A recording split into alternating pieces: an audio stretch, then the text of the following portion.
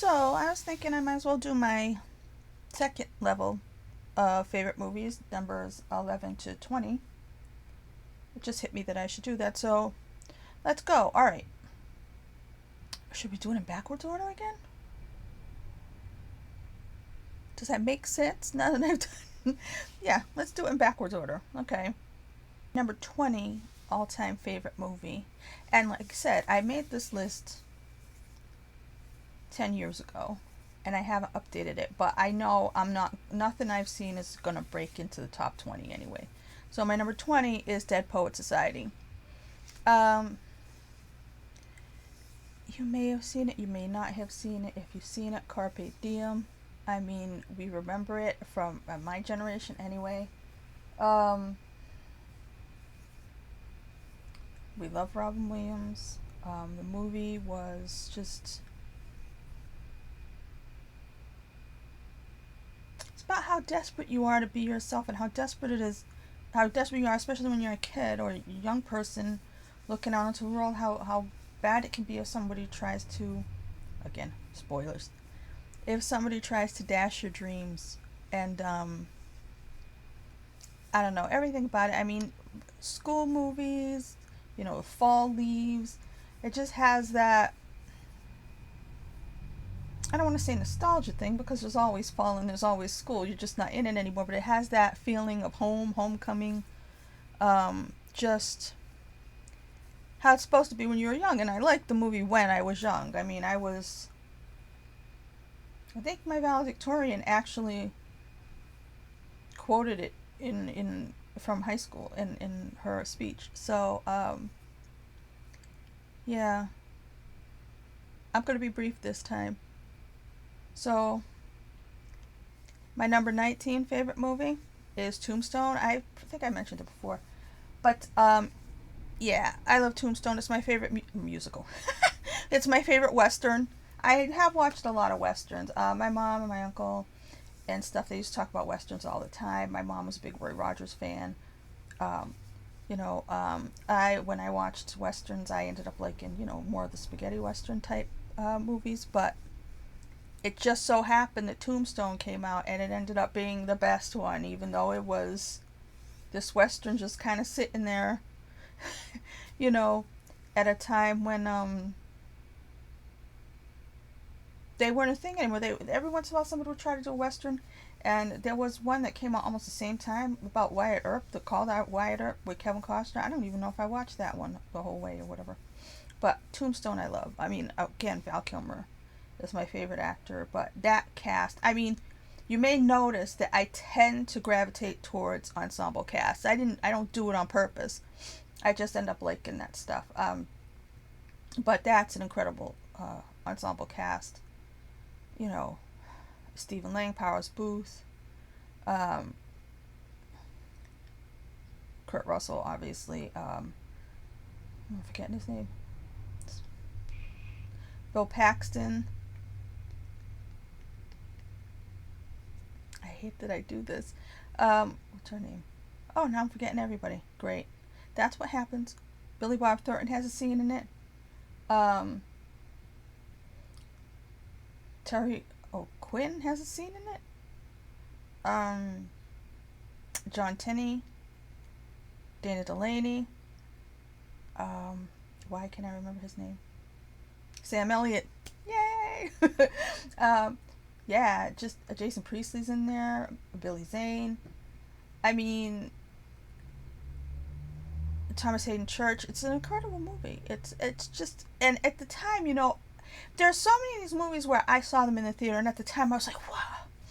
And it took like years and years and years and years for everybody to catch up. It wasn't I was a genius in school or anything. It was just that I would go see movies, think they were amazing in the theater. They would either be a bomb or no big deal, and then years down the line they would become cult classics. Everybody would love them because they caught them later on. A big one. It's not in my top 20, but The Princess Bride. I saw that in the theater. Total bomb. Total bomb. I came out loving it. Had nobody to talk to except my mom because she liked it too. But and it ends up being this massive movie that everybody loves. Fear and Loathing in Las Vegas was the same way. None of these are in my top 20, but Tombstone is my number 19, my favorite Western. Fantastic movie. Ridiculously rewatchable. Go watch it if you haven't. I mean, Resurrection. What's the guy's name? Cosmatos or something like that. Or yeah, George Cosmatos. Even in my old age, knowing how important writers and directors are, sometimes I still don't know who directed things unless I've seen them, direct multiple things that I like. Then my brain starts to take that information and it sticks. And especially in my old age, nothing's sticking anymore. But so that's my number 19 movie. My number 18 is animated Disney. Want to guess? Lady and the Tramp. Always liked it. Since I was a little kid. Everything about it. I mean, of course, the magical spaghetti scene. That's my favorite. They have a tie from my favorite movie Kiss. It's that. And The Quiet Man. The Quiet Man, though, the movie is not up here. But Lady and the Tramp, Peggy Lee's song. Everything about it. It's just... And of course, I had that thing as a kid. I really wanted to be Italian. I liked all Italian things. So, the whole romantic Italian dinner and everything. You know what I mean? The Siamese cats. Yeah. I just love it. Most people do, I think. Right? I think so. Now, number 17 is Staying Alive. I love Staying Alive. There's 2 movies in this list that are supposed to be, or were thought of as awful by people for a long, long time. This one's finally starting to catch on, but I didn't care. I saw Staying Alive in the theater. I loved it. Of course, I love Saturday Night Fever, but Staying Alive is just... Probably watched it more times than Saturday Night Fever. I would love to have been a dancer like that. That Tony Manero went to Broadway. I mean, Stallone. And I think this movie is so perfect because it is like a Rocky movie. And it builds up and builds up to the big performance. And it's great. Cynthia Rhodes. Oh my God. I almost said Anna Devane. Finola Hughes. When I was, high school age and stuff like that, junior high, I used to watch General Hospital. And I think I liked Anna Devane too much because in life, I didn't know if I wanted to be a dancer or a double agent. When she was both, so. And I did go to school and major in Russian. I stopped taking dancing, which was, the worst thing I ever did. But, yeah, that movie, I mean, all those Stallone one-liner things that they're corny or whatever to other people, they're just part of my DNA now. Frank Stallone's amazing song, Far From Over. I mean, yeah. That's a motivating movie for me. That gets me going. And Travolta, I mean, not a lot of guys look better than Travolta in that movie. So, yeah. Let's see what number 16 is. Here we may come to understand how important music is in movies in general, but especially for my favorite movies. It's hard to find a movie that I like that doesn't, even if you think of The Godfather, you can't think, if you've watched it, most people, you think of The Godfather, yeah, you think of the guys, but you think the title The Godfather, which is, up in my top 10, and you immediately think of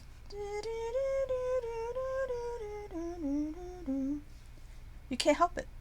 You just, because the music is inseparable from the movie. And I did watch musicals as a kid growing up. Like I said, I like the dancing and stuff like that. But also, being of the MTV generation, I expect music and images to go hand in hand. MTV, stuff like that. That's why I think that when we grew up and people like Quentin Tarantino made his movies with the soundtracks he did, they were so awesome because it has to. You're going to have a hard time finding a movie I love that doesn't have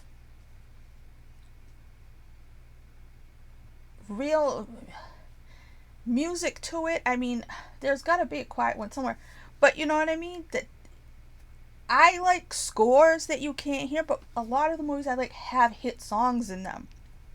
Eye of the Tiger, all these kind of movies. So, songs from the movies and a lot of number ones or hits made out of them. So Never Ending Story, Such a great song by Lamal. But obviously, I love the movie. I love the movie as a kid, and it's funny is because as an adult, when I went back and I watched, I'm like, oh my god, this movie is everything. I mean, the nothing. So many times when the nothing was coming from me, I was like, how is this movie so perfect in terms of really dealing with stuff? And it's a kid's movie, and you don't realize it as a kid, you know? But Artax and Falcor and what's the kid's name? The kid from Daryl? Sebastian? Or Bastion? Bastion. Oh, yeah, everything is just. You really gotta watch that sometimes as an adult to see if you lived up to who you're supposed to be. If you know your worth, I don't think I ever got that right. So, Never Ending Story if you haven't seen it. My number 15 is Xanadu. Now, that was supposed to be a crap movie when I was growing up. It took on cult status. They made a Broadway show out of it and everything. I don't know about the Broadway show. I didn't see it. I kind of felt like a lot of the things, a lot of the remakes, a lot of the things they did, whether it's Broadway or like some of the remake type movies of 21 Jump Street and stuff like that, or Starsky and Hutch, to me, they were kind of making fun of the originals, and I took these things very seriously. So Xanadu, I mean, I loved it as a kid. That was like the album I had. I had one album as a little kid, and I thought there was a picture of Jeff Lynne on the back, and I thought that was the guy that made Star Wars, because him and George Lucas at that point in time, kind of they had the same hair and the glasses and everything. Um, but yeah, I loved all the songs. When it came on TV and I taped it, I watched it a million times over.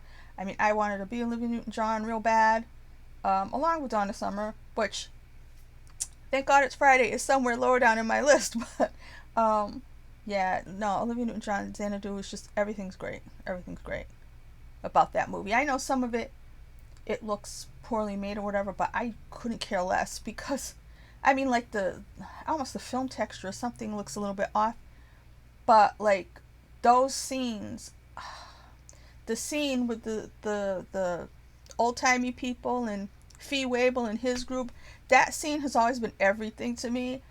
I don't know why. Where the girls are singing like the McGuire sisters, and then you know what I mean, and it all melds together, and you have like the punk rockers and the tango people and all that. That's like how my brain works. That scene is, I always like future and like old timey stuff smushed together, or like like ancient history plus the future. I just love that sort of thing. I love Xanadu. I always have and I always will, and I congratulate everybody else who caught on eventually. What number was that? Now see, I just um yeah, number 14, The Empire Strikes Back. They're all in this top 20. We already know that Star Wars was my number 4, but yeah, The Empire Strikes Back. It's weird, out of the trilogy, the OT, it's my original trilogy, it's my least favorite. um I know it's everybody else's favorite, but I think I'm more cheesy than most people, and I like more stylized things. And there's moments from the OT that are in the other two movies that I don't have. Like, I know everybody loves, the whole Han and Leia thing, and I love you, I know, and all that. And it's great, but I tend to, even with Lord of the Rings, I tend to like the middle one least,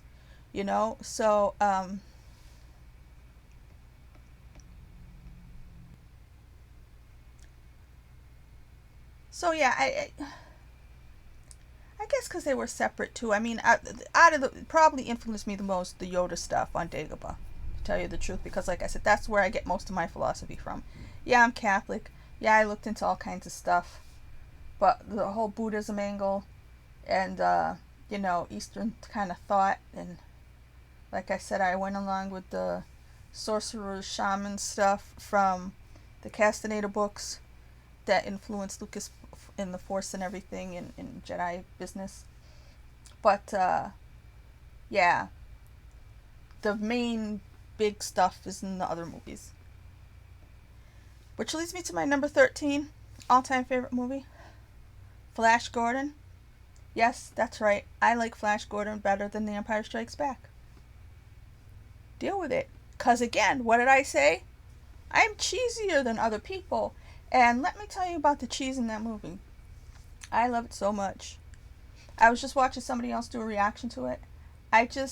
It's so perfect. Like I said, if I was a person, and if I was a director, not a person either, but I would want to direct a movie like, something like Flash Gordon or Body Double, something really out there, over the top. Like I said, I don't like life. I go to the movies to have Calgon moments, to be taken away. I just have everything, have a perfect soundtrack. And I mean, the outfits, Aura, Princess Aura, man, when I was a kid, besides Tawny Katane, I wanted to be Princess Aura. Ornella Muti, she was awesome. And I tend to like the bad girl better than, Dale. But Dale was fine. I used to think, if I ever got married, which I didn't, that I would want the vows to be that they couldn't blast me into space. You know what I mean? At the wedding, everything about that movie. Timothy Dalton, Sam Jones, obviously. I mean, Brian Blessed used to drive me crazy when I was a kid. Now I was like, like as you watch them so often, it's like you like them better than your family. I loved seeing in how much the Russo brothers used references in Infinity War, especially. Yeah, it's a phenomenal movie. I think Ted or Ted 2, Seth MacFarlane. This is the thing. Movies are supposed to be that. They're supposed to be, what's the word I'm looking for? Visceral, or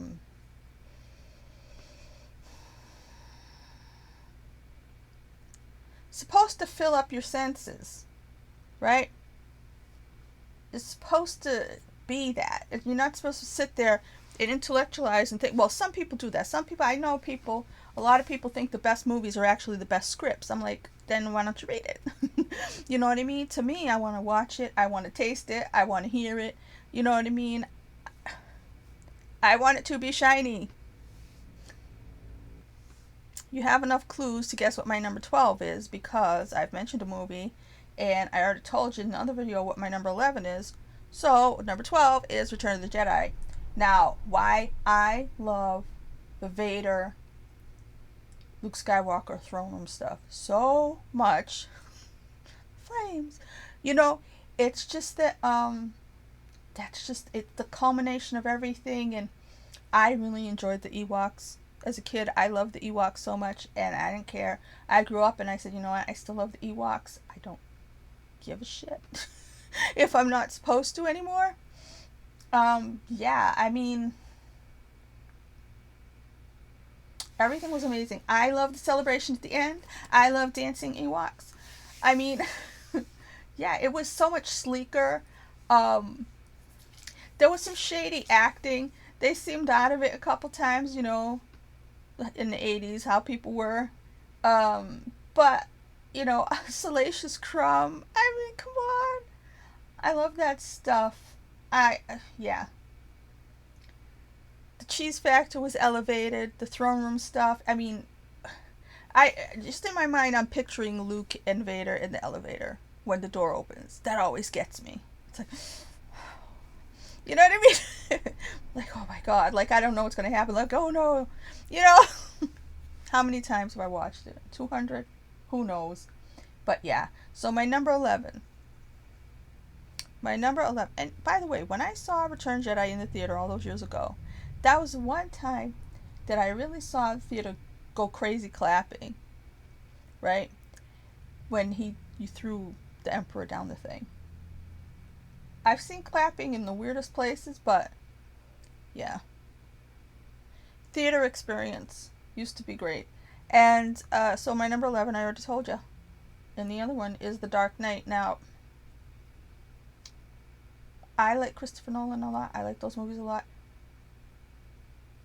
there was something about that one that was so perfect. Yes, Heath Ledger, obviously. I mean, like I said, when I used to go over to Ain't It Cool News and talk all the time, and I remember when they were saying they were going to make this movie after Batman Begins, we were like trying to figure out who they were going to pick for the Joker. It's so funny because at the time, my two choices for who they should pick was Vincent Cassel and Joaquin Phoenix. And everybody was picking all kinds of people. I think I was trying to pick somebody with a pointy face. You know what I mean? And people were all over the map picking people. And then they said Heath Ledger. And we were all like, what? Who? What are you talking about? Heath Ledger, the Joker? What? We were all skeptical. And then, you know, we started to see clips and stuff like that. I'm like, oh no, it's really going to be great. And then he died on us. I don't know if it was even a clip. It was like that panda bear makeup that he had on that really looked scary at one point.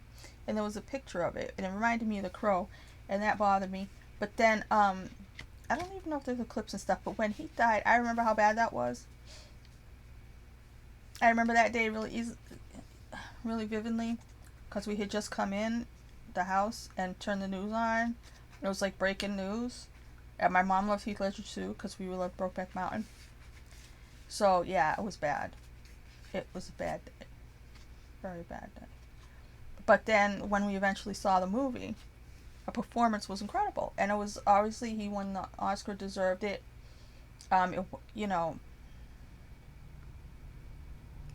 But the movie itself, I mean, the thing about that, and I'm not ever going to take away from what he did, in a way it overshadowed how great that film was, because that film should have been at least nominated for Best Picture.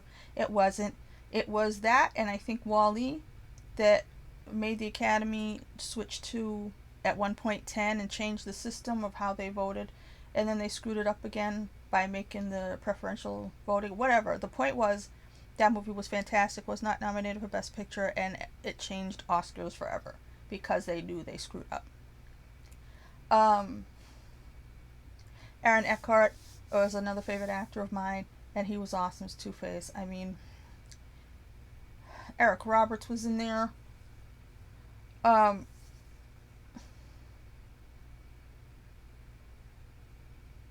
There's just so much. You have to do a whole thing on The Dark Knight. If you haven't seen it, then I don't think you've ever watched a movie. If you're of a certain age, unless you're really old and you don't like new movies, or if you, I don't know how you could be a movie goer of any kind and have not seen that one. But I said before that when I watched it originally, I know a lot of people compared it to other things, and I did, or I had loved Heat. I had always loved the movie Heat, so right in the theater, I recognized the Heat, that they were referencing Heat. Obviously, with William Fichtner sitting there. So, yeah, I mean, I was locked in right away. But like I said, I know it referenced Heat, but to me, the quality of it, and in the theater, I said to myself, or maybe a couple of times after I saw it, but I said, you know, this is the godfather of superhero movies. And it remains that to this day. And they're just magic moments in movie going, and maybe it's too much to exist here. So something's got to give. But yeah, that movie was incredible. I'm just as I'm thinking about all this, different scenes are flashing in my mind. Maggie Gyllenhaal replaced Katie Holmes. I usually really don't like that, but Maggie was really great. When I think of her, I just think of the scenes with the costumes, and the hair was perfect. And I'm not just her hair, like the guy's hair. Everything is perfect. I always notice the hair. Ever since then, I always look at the hair in Nolan's movies, and I'm like, who does the hair? But yeah, I mean, everything about that movie is astounding. 25 minutes. I don't even know if the other one was this long. I thought I was going to do it fast. But yeah, those are my top 20 movies. I think that next after this, I may do just some random shout outs to movies I think could possibly fit somewhere in my top 200. But I don't have the time to go through it and really fix my list because it's too hard to do. When you take it seriously and you've had those movies on your list, you don't want to move them. But I think the next thing I'll do is a list, or it's just not a list, like an ordered list, but movies that have come out since, or that I've seen since I made this list, that I think would make it somewhere in my top 200. Don't ask me what I will bump out though. Anyway, thank you. At any point, if you would like to tell me I'm wrong, if you would like to put your own top 10, top 20, top whatever in the comment section, feel free. You know, I don't feel like when other people go share and subscribe and do all that stuff, I don't feel like I need to tell you that. You're not dumb. So why would I do that? If you want to, you will. You don't have to. You can. It's a free country. At least the country I'm running is a free country, so have at it.